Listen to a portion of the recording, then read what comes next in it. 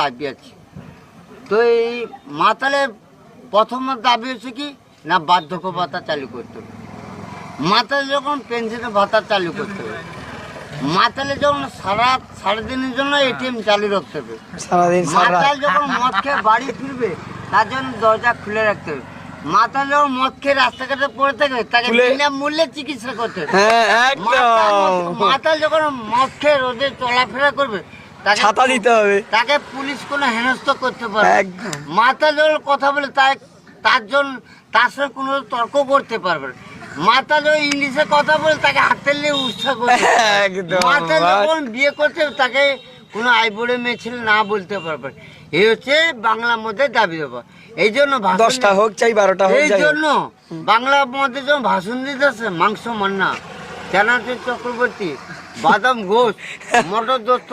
দেশলাই ব্যানার্জি,